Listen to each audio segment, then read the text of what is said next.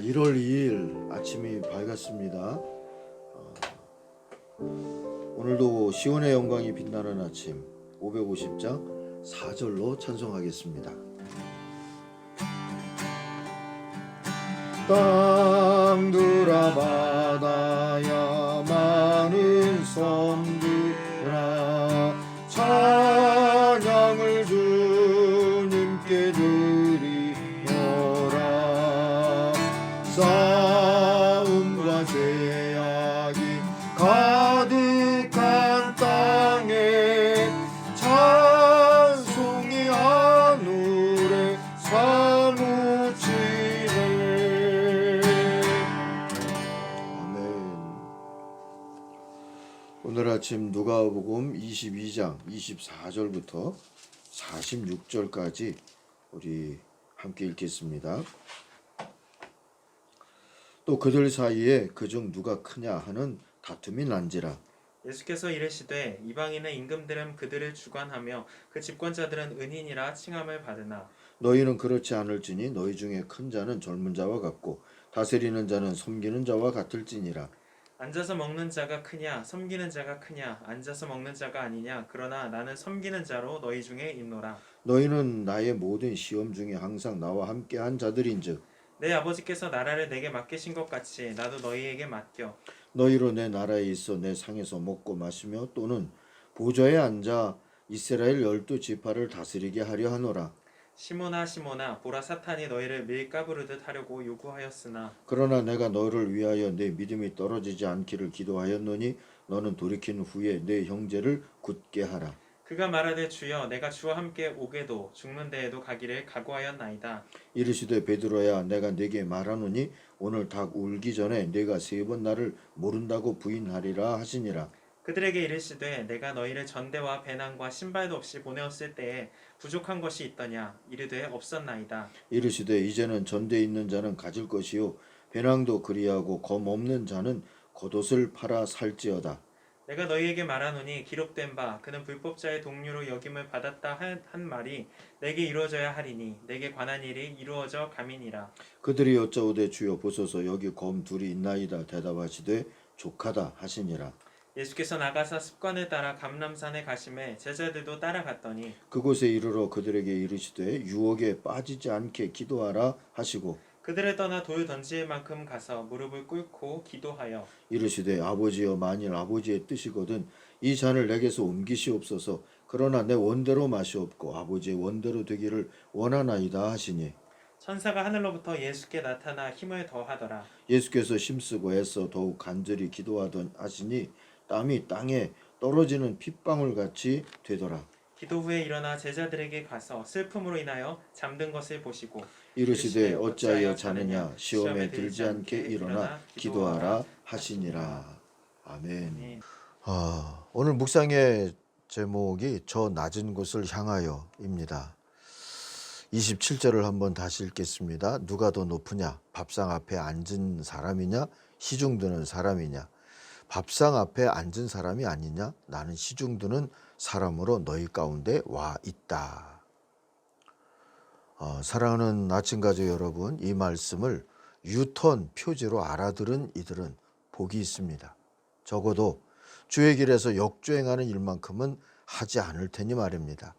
이제 주의 교회들은 섬김을 삶의 수단이 아니라 목적이라고 고백하며 살아야 합니다. 존 스토트의 제자도라는 책에 보면 이와 관련된 아주 시사적인 얘기 하나를 읽을 수 있습니다. 학생 하나가 그리스도인임을 알게 된 힌두인 교수는 이렇게 말했다. 그리스도인들이 예수 그리스도처럼 산다면 인도는 내일이면 너희 휘하에 있게 될 것이다. 아랍의 무슬림이었던 이스칸다르 야디드 목사는 또 이렇게 말했다. 모든 그리스도인이 그리스도인이라면 오늘날 이슬람은 없을 것이다.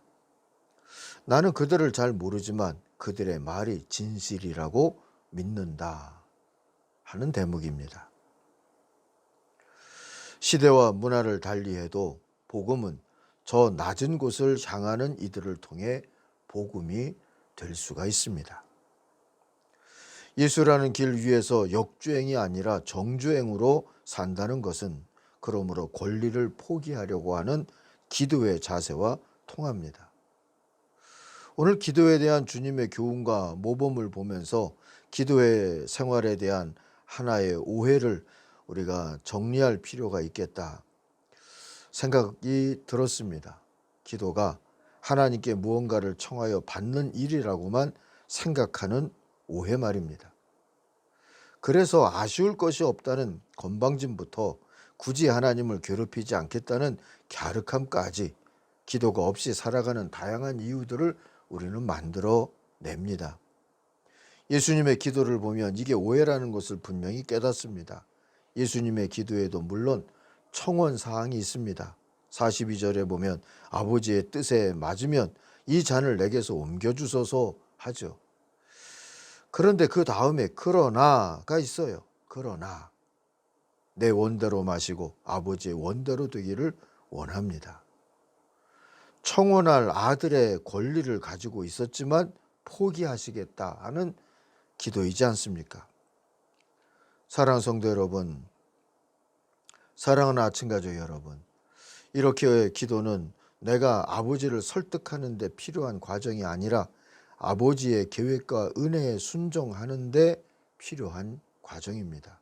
다시 말하면 기도의 참 목적을 하나만 꼽는다면 하나님 나라를 위한 권리 포기라는 거지요.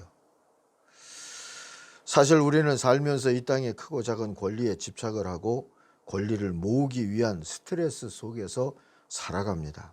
그러나 내 인생과 구원을 위해 필요한 온갖 좋은 것은 땅에 있지 않습니다. 하늘에 있습니다. 하늘에서부터 옵니다. 그래서 은혜입니다. 그 은혜를 받아 누리려면 내 권리라고 생각하는 것들을 내려놓아야 합니다.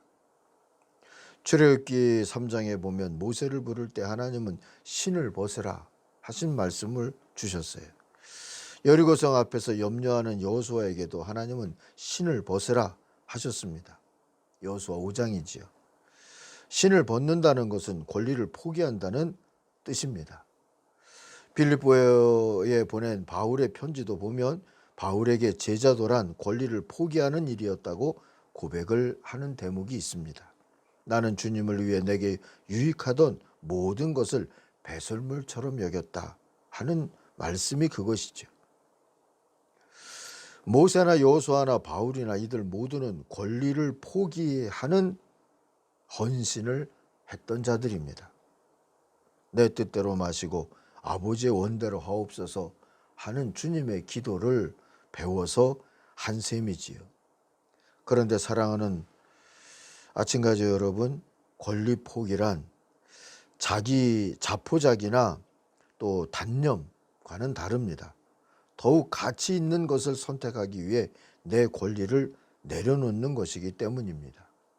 곧 하나님의 나라와 하나님의 뜻을 위해서 나를 주님께 드리는 것이지요. 여기서 나라는 것은 내 시간, 내 염려, 내 지식, 내 경험, 내 자존심 등등입니다. 내 원대로 대신에 아버지의 원대로에 맡기는 것, 드리는 것, 그겁니다. 하나님께서 그들에게 아무것도 빼앗지 않으셨다는 것도 중요합니다. 하나님 앞에 권리를 내려놓으면 하나님은 그걸 뺏어서 남주시는 것이 아니라 하나님께서 원하시는 대로 우리들의 걸음을 인도하십니다. 하나님께서 원하시는 것은 우리의 소유가 아니라 우리에게 오히려 은혜를 주시는 것이기 때문입니다. 십자가의 헌신 앞에 부활의 은혜를 두셨던 것처럼 말이죠. 아침가족 여러분, 새해에 우리의 기도가 좀 새로워졌으면 좋겠습니다. 뭘 더 주십시오 하는 것보다 이것도 저것도 내려놓겠습니다. 포기하겠습니다. 아버지의 뜻대로 하시옵소서. 그럴 수 있는, 포기하고 내려놓을 수 있는 용기도 믿음도 주옵소서 하는 기도가 우리의 기도이기를 바랍니다. 하나님의 새로운 은혜와 새로운 자유를 누리게 하시는 그런 이 한 해가 되어질 줄 믿습니다. 기도하겠습니다. 하나님 아버지, 저 낮은 곳을 향하여 주님은 그렇게 사시는데 우리는 또 저 높은 곳을 향하여 역주행하며 살아가는 그런 어리석음을 반복하지 않게 하여 주옵소서. 주님과 함께 주님의 방향으로 정주행하면서 살아가면서 하나님의 뜻대로 살았습니다 하는 고백을 남기는 한 해가 되게 하여 주옵소서. 예수님 이름으로 기도하옵나이다. 아멘. 하늘에 계신 우리 아버지, 아버지의 이름을 거룩하게 하시며 아버지의 나라가 오게 하시며 아버지의 뜻이 하늘에서와 같이 땅에서도 이루어지게 하소서. 오늘 우리에게 일용할 양식을 주시고 우리가 우리에게 잘못한 사람을 용서하여 준 것 같이 우리 죄를 용서하여 주시고 우리를 시험에 빠지지 않게 하시고 악에서 구하소서. 나라와 권능과 영광이 영원히 아버지의 것입니다. 아멘. 같이 기도하겠습니다. 주님, 우리의